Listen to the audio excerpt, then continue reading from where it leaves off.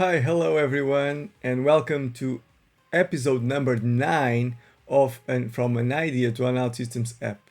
It's amazing how this still continues, and we are already in episode 9. So, thank you all for watching and for giving me some comments and some feedback about what we could be doing different. So, I'm Bruno, I'm not Bazinga. As you might have seen, this is Bazinga the dog is actually my dog. This channel is in his name because anything that happens here it will be on him, so no liability for me. So I hope all of you are doing well. Today's session will be about building our register match details screen like we were in the last session. So if you recall, for those who attended or seen it on YouTube, the session was about creating a wizard to register the match details. So whenever a player, plays a match, he wants to register how that match, what happened in that match that will be relevant to predict and to prepare the future matches. So if we were working on that, so let's give it a ride here to what we've been doing. We have our homepage, so the register match details. If you recall, we have created here a wizard with the steps, and now what we'll be doing today is we working to complete this wizard. Okay, so let's take a look and see how the application is looking in our browser. So I got here my application, right? And when I click on the register match details, you can see that we actually lost the session because so now we need to log in, right? Well, there is something that I've wanted to do for some time now, but I didn't have the opportunity, and we have been doing a lot of sessions about just front end. So maybe we can detour a little bit here, and maybe we can insert here a login with Google. Okay, so instead of just having the username and the password, using my own Google account in order to use that login to able to log on our applications. Okay, I think that's probably something we can do. I don't know if it's going to be quick or not. Let's see how it goes, but maybe it's a little bit more interesting of what I had to show you before. So let's edit. So first things first, I need to find out on Google identity. Okay, so I need to look here for the information on how can I do that login. So we have several SDKs. We are using, well, we need to use one for web because this is actually running on the browser, right? So let's look at the documentation that we have here. Okay, so the logic that Google has to log in, it will display a button on your screen, and that button is a button that you click, and then it will open a Google page where you can log in like you were logging in into your Google account, and then it will call back or redirect or call back a function, and then with that credentials, with that information, you can then continue the login on your system. Okay, so as you know, in OutSystems you need to do that login on the users module. Okay, so let's do this step by step, and let's find out here how can we have a button in our screen that will actually allow us to log in with Google. Okay, so looking at what we have here, let's look at this display, the sign in with Google button. Okay, so it's something like this that we want to use. We want to have a button that will allow us to sign in. Okay, and as per the documentation, after a user selects a Google account, provides their consent, Google shares the user profile using a JSON web token. Okay, so if we look at here at the code, we have HTML or JavaScript. Let's use the JavaScript part. So we need to import one script. Okay, and then what we need to do is on load we need to initialize we need to initialize with our client ID and provide an handler, And also we're going to give the ID of the button we are going to render the button. Now this will give us the opportunity when we log in to call the handle create credentials response that will show us here the JWT ID token that's inside this object on the credential property. Okay, so with this piece of information, I think we have what we need at least to start. We will be needing a Google Client ID. Okay, so to get that, we need to create a project here in the console on Google Cloud. Okay, I have created one some time ago, so I could use Google services. And if you check on the different options that you have, it's on the API and services. We have also the credentials. Okay, so here's where we enable the API and the services that we need to use, but we also have a list here of credentials. And what we will need to create, it's a OAuth 2.0 client ID. Okay, I have created one. Let's just reuse this one. And this is my client ID for the web application. You can see we have a name. Okay, the name is not relevant here. Now we need to set up what are the JavaScript domains that we can allow, calling this authentication. So as you can see, we have Bazinga the dog. So that's our URL here for the authorized origins, and then on the authorized redirects also for the same, because we don't want any other person. So what I'm showing here, well, I'll change this secret later, but it's not relevant for here now. And you need to have access, to my server or my domain in order to do calls using this. So there's no problem me showing this. Now, when you ask to log in, okay, we have the consent screen, okay, and we can edit that information. So the app name, let's call it, it's going to be the Padel Personal Coach, right? Padel Personal Coach. Okay, we have the user support email.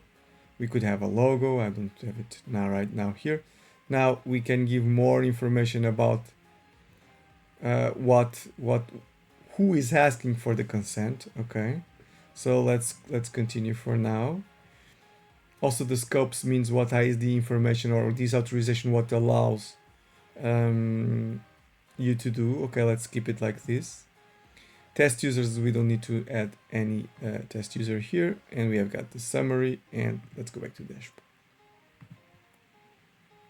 Okay, so now we have a credential here that we can use, right? We have the client ID that we can use, to do that login. Okay, so going back to here, so first thing we need to do is to use this script. Okay, so let's load this script. And to do this, what I'm going to do is I'm just going to use the require node or action, here in the login page. Okay, so I've got my login page.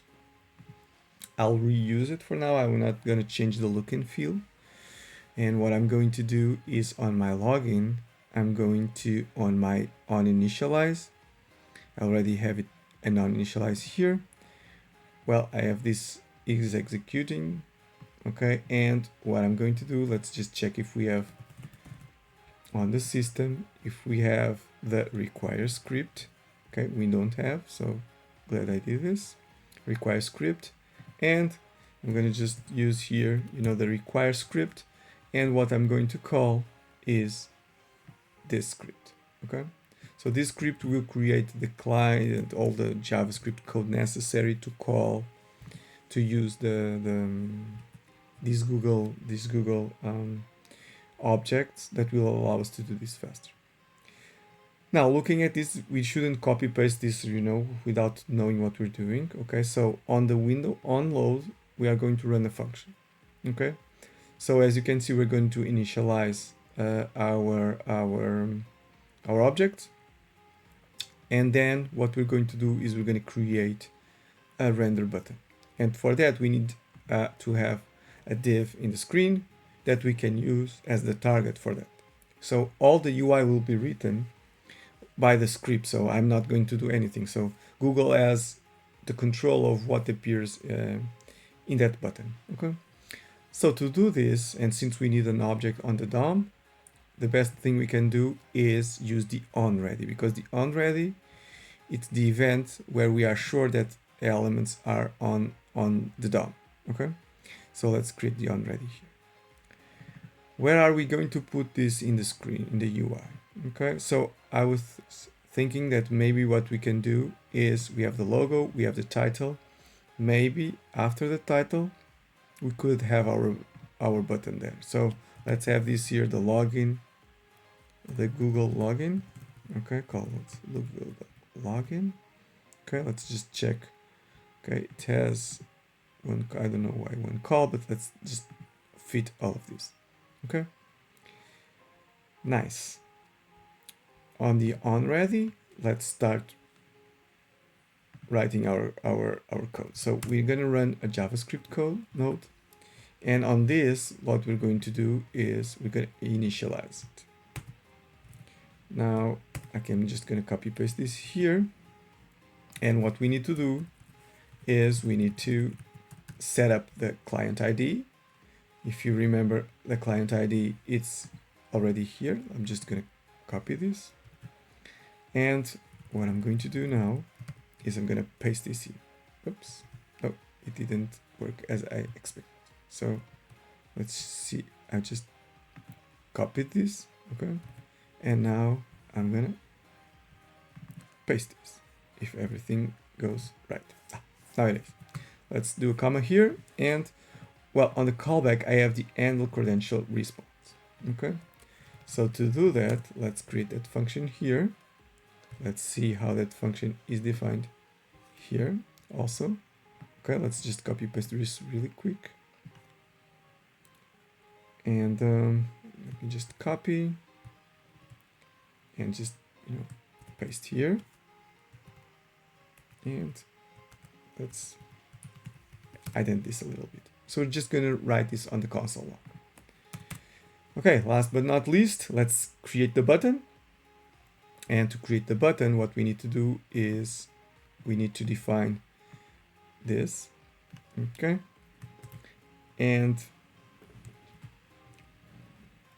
I'm gonna paste, and now I have almost all my information. So I don't want to have this, hard-coded. I'll just remove this. So instead of having this ID here, let me just have the input parameter called the Google, or let's call the placeholder, widget ID. And so we're calling it widget ID because, as you can see, it will help me when I am filling the input parameters. So I got this now, and the document get element by ID, and that's it. Now here, if you see, and I use the drop down, it has all of my UI components that have a name. So I got the Google login.id. Right, nice. So one of the things that we also have here is this Google account ID prompt. So let's see what this is. Let's just copy paste this and let's use it here also. Let's just Control V this here, and let's change the script name to, Google login button. Nice. So let's just publish this, and after this is being published, let's see the result, and hopefully when we open the next time the login page, we will get that Google login button. Here we go. Let's go back here to the login. Let's refresh this to get the latest version. Here it is. And okay, so cool. As you can see, now we have the button. Maybe we have to look a little bit to the look and feel of this button, because it's has all the size, but it's not taking all of it, okay? But we also have this, this drawer here that opens, so you could log in directly instead of clicking this, just with more information here. Okay, so let's keep this for now. Let's just dismiss this, and let's see, when I click the sign in on Bazinga, it will open a new it will open a pop-up. I'm already logged in because of my email account. Just gonna click this, and as you can see, nothing happened because my handle JavaScript just gives me this JWT ID token. So if I'm seeing this, it means that I've been successfully logged in, using my Google account.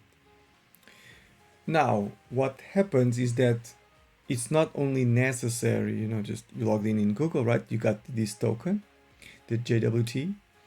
But now what we need to do is we need to first understand what this JWT, what information does it contain, what is it for, and like I said, in order to be logged in the OutSystems applications, you need to be logged in the users module. Okay, so let's see what information we got here and what can we do to do that login. Okay, so let's explore what we have on the JWT. So we can check. So now that we have the token, we can go to jwt.io, the site, and we can check here on the debugger, and we can paste here the JWT that we got. Now this JWT has a header, has the payload, and has the verified signature sections, and you can see here the algorithm that was used, to encrypt this, the type of the token, and the important part is the payload. So the data that we have the payload. So you have the account. So if you can check, it's 865 is the account ID.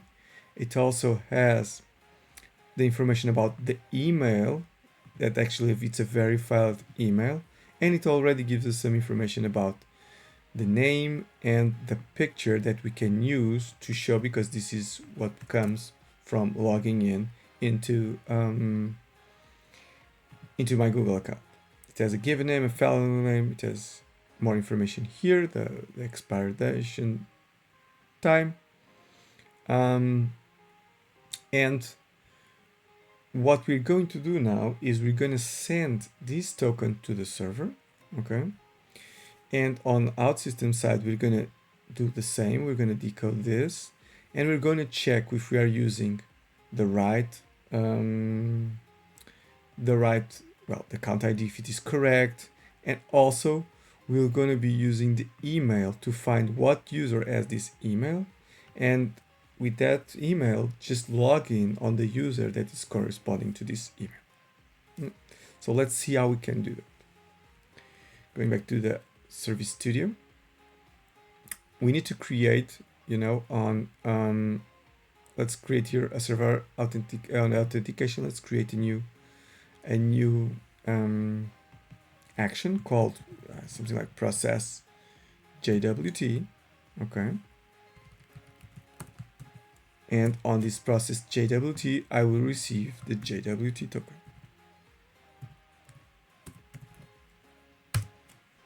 Right. So in order to process this, I'm going here to Forge, and I'm going to look at what we have here in Forge for JWT.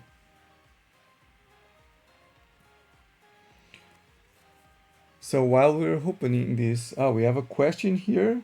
Are we going to provide all the previous? Yeah, so the videos, there's a YouTube channel that you can check. That is the Bazinga the dog, that has the playlists, and so all of the videos will be there with all of the sessions with sections. And also, if you want to check the code is being uploaded in GitHub. So in the end of each episode, we are uploading the content to GitHub, so you can step by step be downloading, the OAPs. In the first episodes, we had explain how to create, unitary tests or API tests with Python. So there's all of the code will be there. So if you want to just, give it a check there. So on JWT, we have this component. Okay, let's install this component. Hey, thank you for attending this and being interested in this. So I don't know if you recently joined, but the idea is I had an idea that is creating this personal paddle coach, and instead of being developing this on my free time, I'm doing it, but just streaming that. So all the things that probably would be doing, I'm just doing here and being registered all the episodes so anyone can follow. I think it's even for me, it will be interesting in the future to come back and some of the developments I've made. Maybe I don't remember how I did it or why I did it, and I can always check it back. So let's install this one. It's already validated. So we will use the information or the code that has already been developed in this component to decode what we have in the JWT.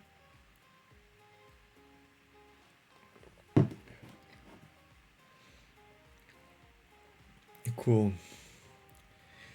Yeah, great that you've been watching things. Sometimes I feel like I'm talking, to no one, but there's always one or two people that are seeing it, and it makes me feel a little bit different. So thanks for stepping by. We have the JWT here already installed. Let me check if I can already reference it. JWT. Okay, cool. And on the JWT, what I would like to have here, let's just check what I have here. Read and validate token. Okay, I don't need to validate the signatures of the token. I just want to read what's coming in the token. Okay, cool. So I have the encoded token as the input parameter, and everything will just be the outputs. Okay, let's use this one. So when we get the token, okay, we're just gonna get the read token without validation, okay, with the JWT token. And now what we want to do is, well, actually I'm not going to do anything. I want to be sure what's inside of this. So I'm going to create here a screen. How do I connect this, the server action with what's happening in the UI? Remember, I was writing JavaScript. So how do I do that? So I'm just going to write a screen action. I'm going to call process JWT. Also, it's not a very original name, I know. And this one, it's going to receive as an input parameter the token. Okay, so token of type text. Cool. And what I'm going to be doing here is I'm just going to call the process JWT on the server side, and the token will be the token. Okay. Now one final step, so all of this gets connected. Remember on the onReady we wrote that. So if you look at the code, see we are just calling here, the callback. Let's not complicate. I could do this in a different way, but let's just use this. So I'm gonna have this here, and I'm gonna call the process JWT with the response.credential. Okay. So by doing this, I'm gonna send this. So I'm registering. Let's check the steps again. So on the initialize, and although I'm getting, I'm doing the require of the account google.com/ GSI client. I'm loading the script. Then what I'm doing is on the onReady, when I already have the DOM created, I'm initializing the object with my client ID. I'm rendering the button, and as a parameter here in the initialize, I have this handler. That's my function that's going to receive an object that is the response. I'm just console logging, just to get this to see that this is working, and then I'm calling this client screen action called process JWT with the credential, the JWT token, that will call the server action that will use the JWT library in Forge that will read the token without validation. Cool. So let's add a breakpoint here. Well, first let's publish, and let's run this, you know, in debug, so we can see so at least I can see, because I'm not totally sure how the information comes from the reading the token with this action. Okay, so let's debug this. Let's start debugging. This will now open a new browser for me to debug. Okay, so now we will go to the login page, and well, actually it came directly to here, but if I click anywhere, oh, it's not. Okay, it's coming to my show options. So what I'm going to do, I'm going to go directly here to login. I wasn't expecting it. I was logged in the debugger. So as you can see on the debugger, I now have this, right? So I'm going to just, select the sign in as Bazinga. I'm just, clicking this, and right now I'm on the server side. I've got my token here, and let's drill down this and let's read the token without validation. It was a success. So in here we have the plain token, but in JSON. We have the algorithm, we have the key, we have the token ID, issuer, subject. So a lot of information here. And there's a list here of the claims. That was I was looking for. And as you can see, so the information that we got, it's the information that we have here. So let's go back to here, and the information that I got here, I got some information here as claims. So with this object, what I can do first is I'm gonna compare this AZP to see if the AZP comes from the same account. And after that, I'm just gonna, use the email, and I'm gonna look for a user that has this email, and then I'm gonna just log in. So I just took a little bit while, so that's why I got this error. But I think we now have this now covered. Okay, so let's start. So when we do the process of the JWT, we'll get that. Okay, so let's use the list filter. No, I got list append. I don't have a list filter, I think. Let me just come here really quick to see if I have the filter. No, I don't have. I need server side. Right, so I'm just gonna, list filter. Oops, no, I'm not on the server side. I'm on the client side. Okay, that's so a coincidence that we didn't have. So list filter. Okay, so what are we gonna filter? We're gonna filter on the claims, right? The name of the claim should be AZP, right? That's what we checked. Cool. So I'm just gonna, gonna click here on the AZP, right? And now I need just to give this, okay, get AZP.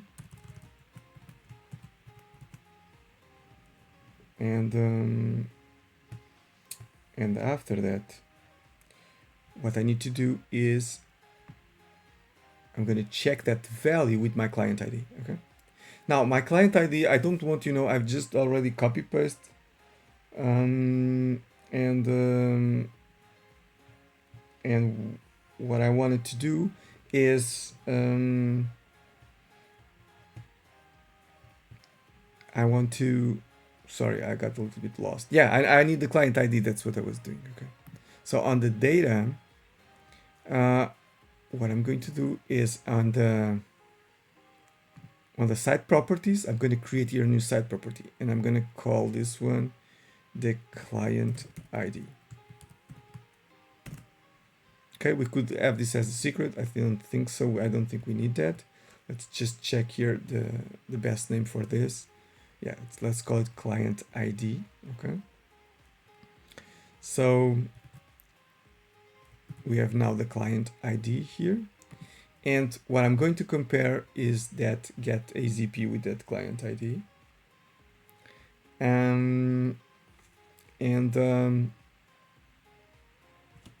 So let's compare. So let's do an if, right? So if the get AZP, right, on the current JWT, if the value equals the site, the client ID, okay, so let's change here so it's more readable. Same client ID. Okay, same client ID.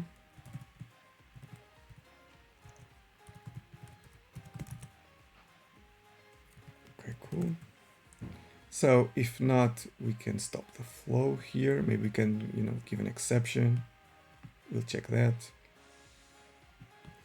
Now it has the same client ID. Now what I'm going to look for is for the email, right? So I'm going to call filter again. And what I'm going to do here is I'm going to get the email. So the source list will be the claims, right? The same one as this one, right? And the condition is that the JWT name equals email, right? Let's just give it a double check. Oops, not this one. Yeah, email. Cool.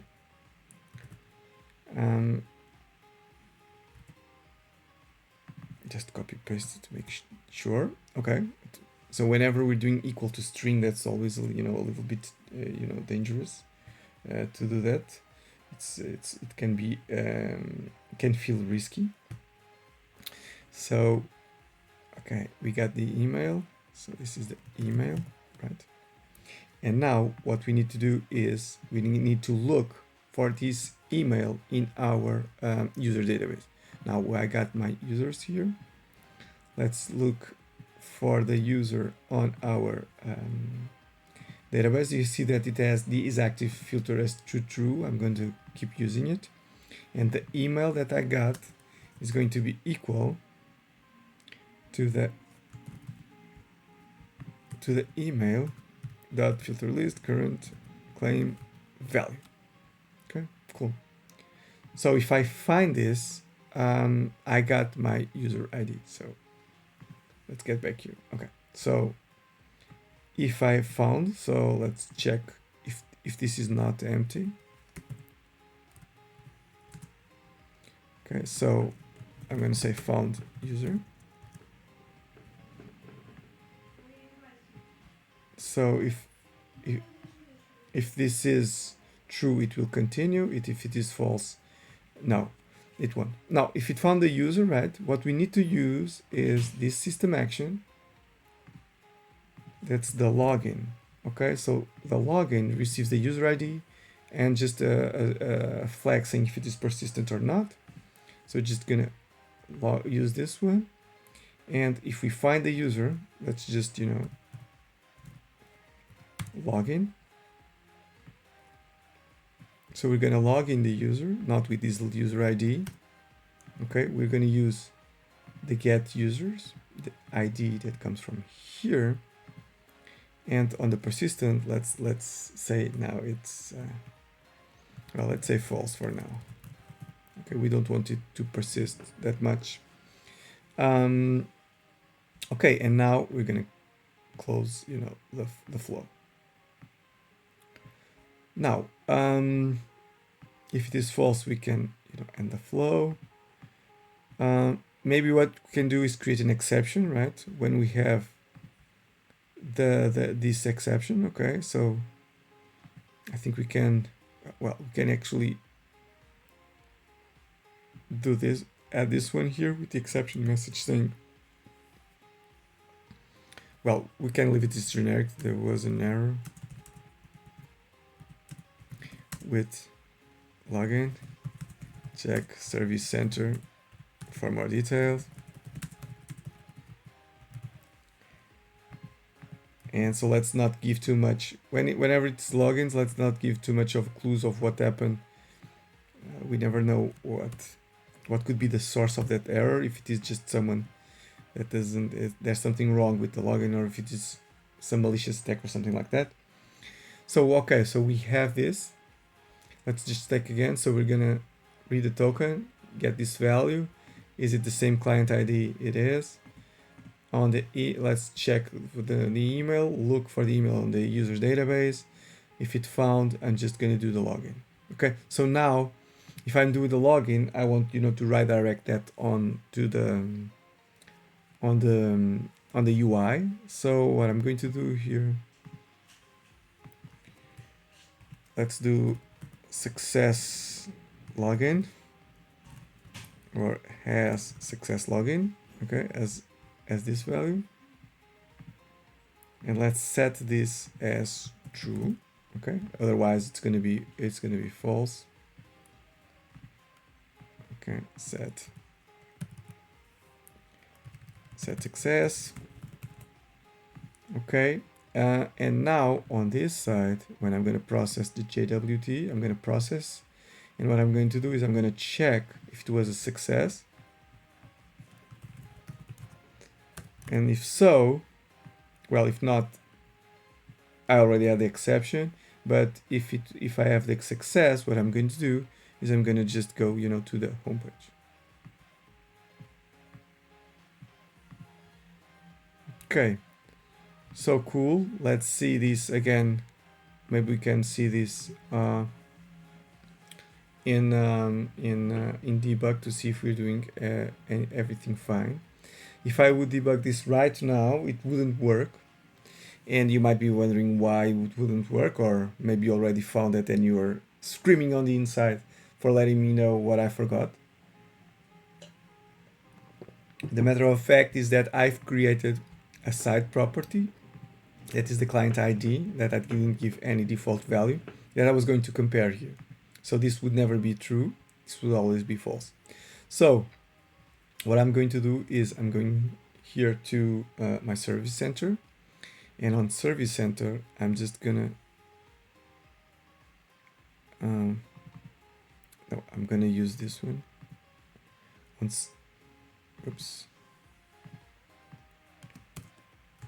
service center, I'm just gonna configure that that value. Okay, so on the site properties, you see we have the client ID here. We didn't add anything, so let's just copy this real quick, add it here, apply, and now we can debug it. So let's again run our debugger. Let's go to our hopefully to our login page.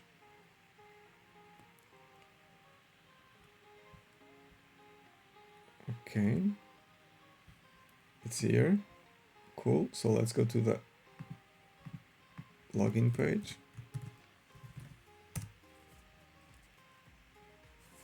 Actually, I think we can do better. Let's come here to application.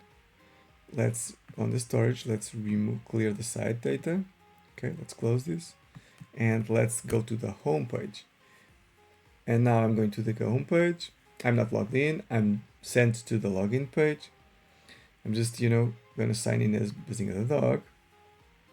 And well, here we go. So I'm gonna read the token. I'm gonna get this value, so it's the same client ID. I'm gonna get the email. I'm gonna get my users. It found the user, so I'm just gonna log in that user, and I'm gonna set success to true, and I'm just gonna keep going and see that okay, now I've logged in, and actually these number of matches have been loaded according to the user that I have. Okay, so we already have this the login. There's just one more thing I think we can do to make this a little bit better.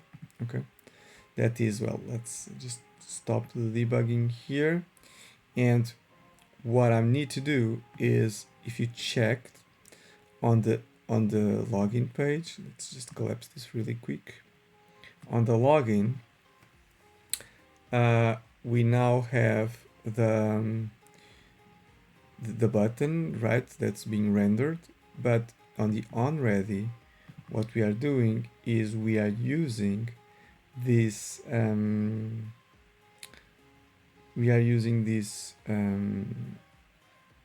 the client ID that we have now on the site property.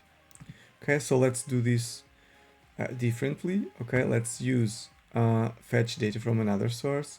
Okay, let's get client ID, or let's get called Google client ID. Okay, and out it will be the client ID. Okay, so what we're going to do here, it's actually we're gonna let's do an authentication. Let's create here an action called get Google client ID, and let's just output the client ID. And in here, let's just set the client ID to site.client ID.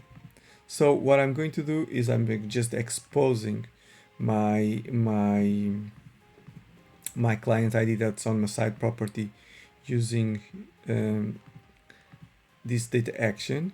And on this data action, I'm just gonna just drag and drop this here. And what I'm gonna do is I'm gonna set the client ID. Okay. Now what I'm going to do now that I have this client ID, what I need to do is actually on the after fetch, what I'm going to do is I'm gonna do a new client action. Okay, and on this client action, see what I have the on ready.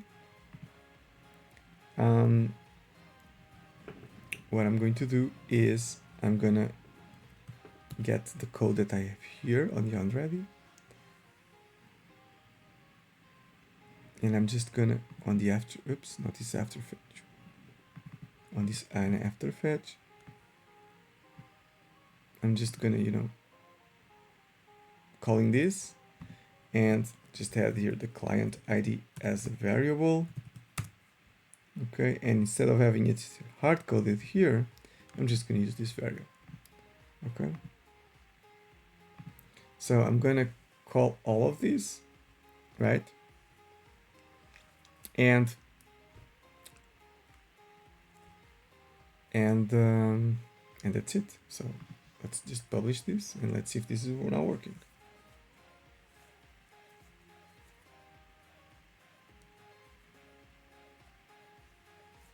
Okay.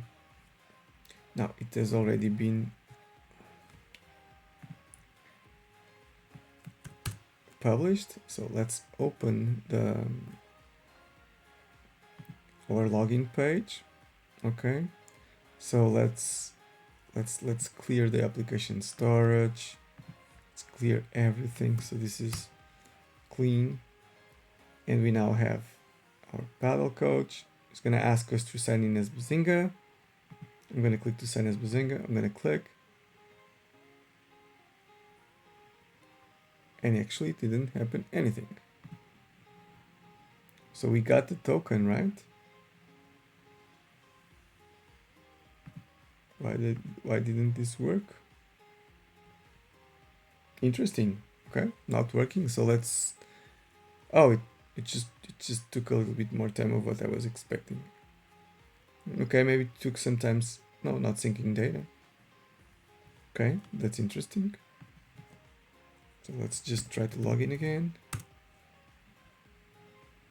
Let's use this one. Okay, now it was a little bit faster. I don't know what happened down there, but it's now working.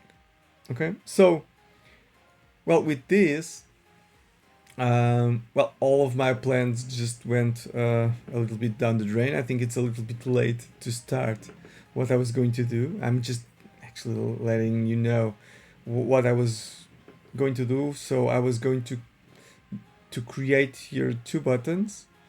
So when you start, moving on your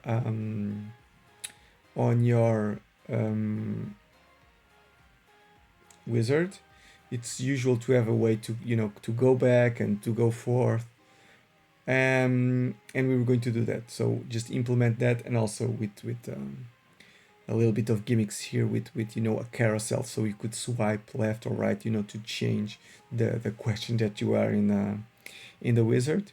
So, but we will let that for next week, on the next session. So, well, I hope you enjoyed, for all of you that are watching this. I hope you enjoyed it. Hopefully, you followed through with me. Also, I wasn't sure of all the steps in the process, but how to use Google login to use it on our own OutSystems applications.